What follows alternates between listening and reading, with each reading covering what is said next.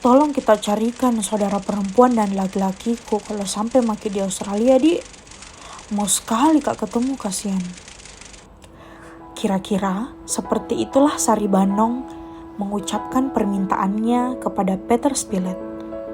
Tentu saja dengan sedikit bumbu-bumbu drama dari saya, karena saya suka drama. Sari Banong adalah anak perempuan Hussein Deng Rangka, kapten pelayaran teripang terakhir ke Arnhem Land atau Marege. Sayangnya, belum ditemukan dimanapun foto Kapten Hussein Deng Rangka. Yang ada cuma foto tempat peristirahatannya yang terakhir di kota Makassar.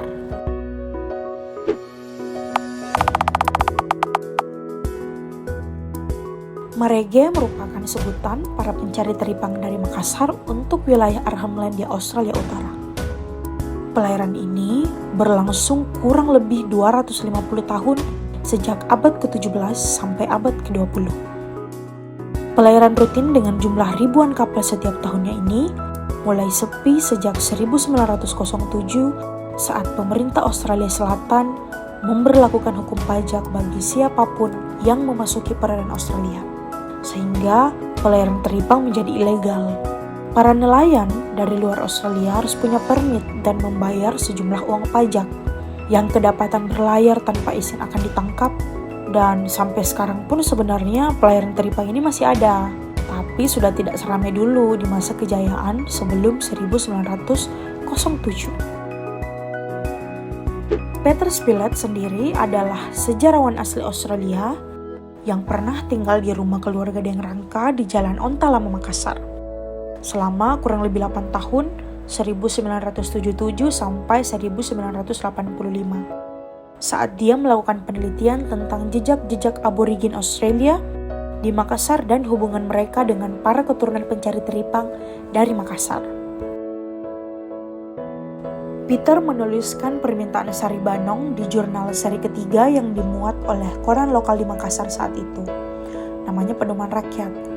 Jurnal Peter Spilett ini terbit dalam 6 seri dari 5 sampai 10 November 1986 dan diterjemahkan oleh sejarawan dari Universitas Hasanuddin Nurdin Yatim.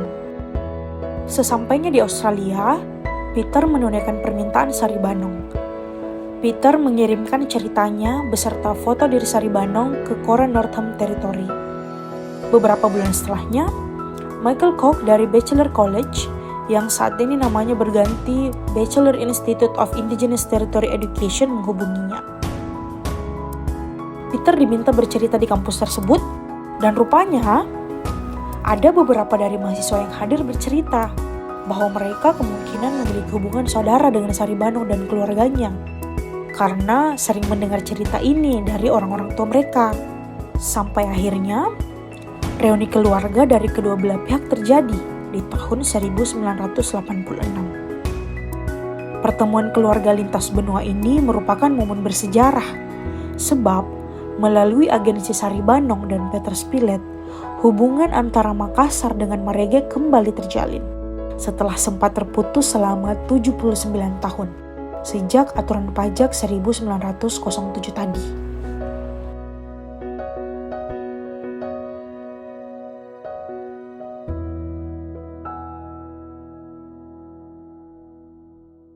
Setahun setelahnya, pada 1987, terjadi rekonstruksi pelayaran teripang pertama dengan kapal Hati Marege. Pelayaran ini diketuai oleh Peter Spilett. Selain Peter Spilett, anak Sari Banong, Mansyur Muhayeng juga ikut dalam pelayaran. Ada 12 kru dalam pelayaran ini, 11 pelayar dari Makassar, dan hanya Peter warga asing. Lalu, kurlep 1 dekade setelahnya, rekonstruksi pelayaran dalam bentuk pertunjukan teater berlangsung di 2 tempat. Tahun 1996 di Pulau Elco, Australia Utara, dan 1997 di Goa, Sulawesi Selatan. Andries St. Clair, pekerja seni budaya dari Australia, memimpin proyek ini. Mansyur Muhayeng berperan sebagai kakeknya Hussein Deng Rangka dan ayah dari Sari Banong.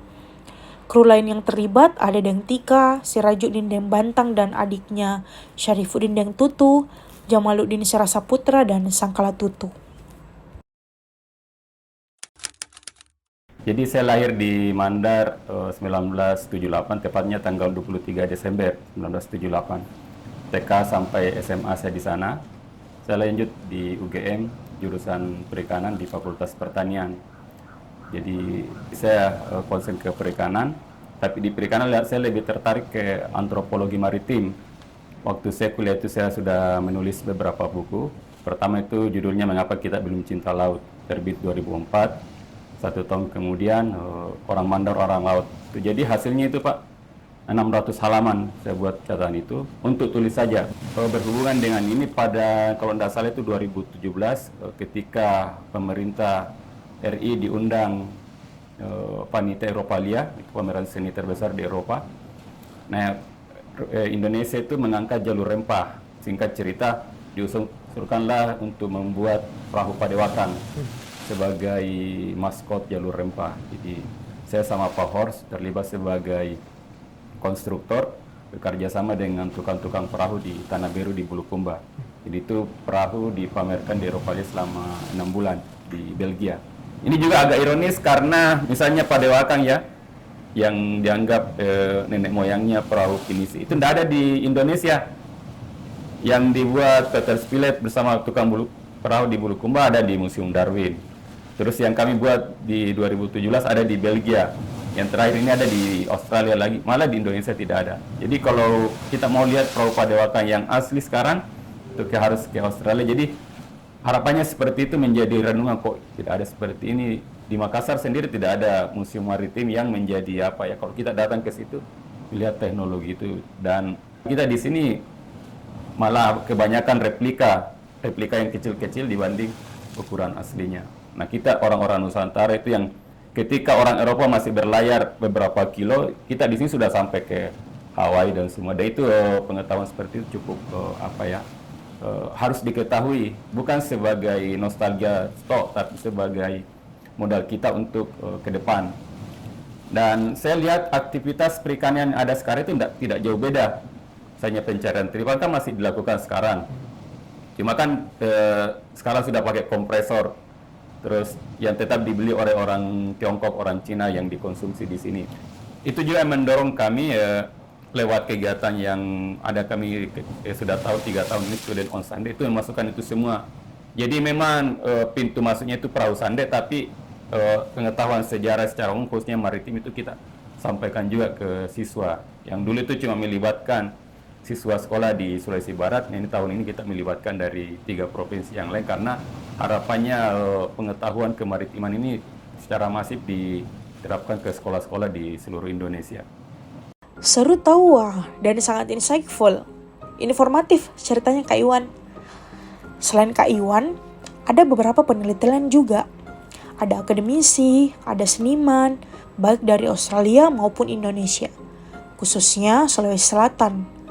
Mereka telah memproduksi cerita hubungan Makassar dengan Australia sejak pelayaran teripang di masa lampau.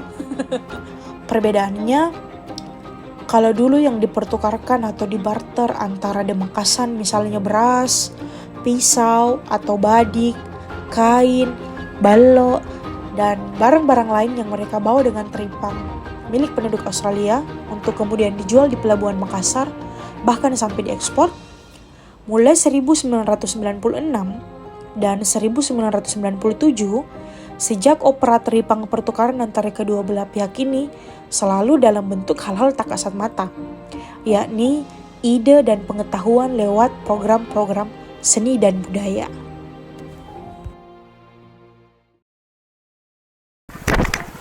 Ngapain melamun? Iya Pak, saya kepikiran gitu ngelihat nelayan-nelayan ini, kapal-kapal, pulau segala macam. Orang-orang dulu, para nelayan dan para pencari teripang dulu itu bakal kepikiran gak ya kalau di masa sekarang tuh banyak intelektual, peneliti, antropolog, arkeolog segala macam yang serius mencari tahu tentang kehidupan mereka dan hubungan mereka gitu loh Pak. Soalnya kan mereka boleh dibilang kita selalu bilang orang-orang biasa kan ya. Yang mungkin pada saat itu mereka nggak kepikiran bahwa beberapa ratus tahun kemudian orang-orang kayak kita ini sangat istilahnya sangat kepo gitu dengan kehidupan mereka. Kayak, kok bisa gitu ada orang-orang yang seserius itu.